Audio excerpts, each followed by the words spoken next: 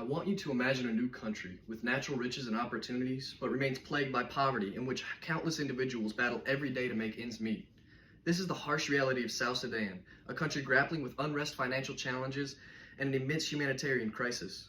Although this country is thousands of miles away, this dire issue expresses a global concern that demands our compassion and support for South Sudan. Their struggle for such vital necessities reminds us of our responsibility to help and support those in crisis through our shared humanity. In this speech, I will detail into the issues of poverty in South Sudan since its origin and shed light on such problems fueling this humanitarian crisis, as I urge each of us to contemplate on how we can help. Throughout thorough research on this topic of poverty in South Sudan and its agricultural and economic struggles, I've gained great insight to the possible roots of these issues and just of how devastating the current situation is.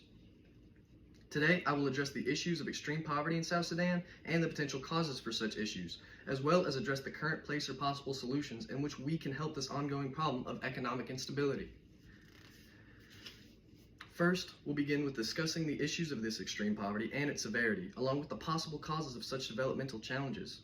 According to a gfmag.com article from 2024, South Sudan is considered the poorest country in the world, with only an annual GDP per capita of 455 USD. In contrast, the GDP per capita of the Central African Republic, with a shared border to South Sudan, is at almost triple at 1,123 USD, compared to the United States at over 76,000 USD. This shows the challenges and immense poverty with a lack of economic development for this young country. Looking at their population specifically, a current World Health Organization article portrays that there's an estimated 8.5 million people expected to require humanitarian assistance in 2024. With their population only being around 11 million people, this shows just how much of the country is affected by poverty. Such issues of poverty have been exacerbated by extreme violence and civil war between the Sudanese armed forces of the government and rebel rapid support forces. The ongoing conflict has caused hardship to the people in this agricultural-based society, as they find difficulty in being able to harvest the plants without being displaced due to attacks or refugee encroachment. This prevents them from being able to grow quality crops to have enough to sell and feed their people. Agriculture itself is already challenging in this region, with both extremes of floods and droughts, which further advances the challenge of growing food. According to an article from 2023 on reliefweb.int, local flash floods and heavy rains are extremely common and worsened because of the poor drainage systems and lack of proper water management, as the government is too focused on war efforts and not public infrastructure issues. Along with the government's avoidance of fixing drainage or water management issues, these times of war have made it very difficult for a stable local or central government to be established.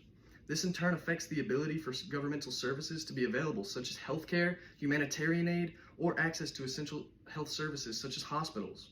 Without access to hospitals and general wellness centers, disease outbreaks have become quite common and more deadly even with the most preventable diseases. According to an article from the World Health Organization, in 2024, the reason behind such disease outbreaks is due to low health workforce availability, poor disease surveillance, and low vaccine coverage. With South Sudan's government's focus being mainly on the war, this conflict not only directly affects the people through their destruction and displacement experience, but also disregards them with the lack of attention towards their health needs for survival. This war between the two forces in South Sudan has been driven by the goal of controlling such governmental institutions to gain territory. As well, the war is driven by financial gain and mainly for political reasons towards power and access. According to a crisisgroup.org article from 2024, the civil war in South Sudan has severely disrupted oil exports, impeding the government's main source of revenue. Along with the exports being hindered by the war, one of the main pipelines that transports their oil has broken down and will take many months to repair, especially during such times of active fighting and war. Solutions to these problems have proved challenging due to the ongoing conflict. Outside help from the UN and UNICEF, along with other countries contributing aid, has helped but been limited. We will now begin discussing the possible solutions to these poverty-inducing issues, as well as some of the aid groups and organizations already in place and contributing efforts towards South Sudan. The World Health Organization is currently working within South Sudan and moving forward with their support as they list a few of their main objectives in 2024. They plan on reducing mortality rates through strengthening health surveillance systems so they can act faster when fighting diseases. They aim to strengthen coordination and humanitarian responses and help establish and improve health services. Along with improving these services, they wish to establish the reliability of these health systems to promote longevity and humanitarian growth in the community. In addition to the World Health Organization's plans towards aid, I have come up with a few personal ideas that could help with more specific problems relating to poverty, agricultural wellness, and most importantly, the Civil War through urging certain national aid. Specifically with their broken down pipeline issue, it could be possible if Russia was able to assist with their vast knowledge of building pipelines above ground or below water. This would greatly help with getting their exports back on track and their flow of revenue back to normal. Also, asking for help from China with its extensive background and building experience would be greatly beneficial, as they could assist in terraforming and engineering better water systems to prevent flash floods and help save neighborhoods and crops from destruction. The United States could play a greater role in the whole crisis from a governmental structure standpoint, as they've done so many times before.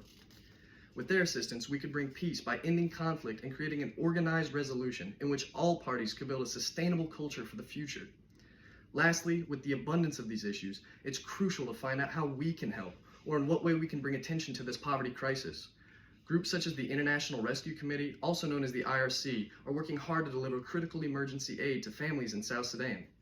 According to a Rescue.org article from 2023, the IRC has over 900 full-time staff members in primary care assisting with reproductive and environmental health, nutrition, protection, and economic recovery and resilience services.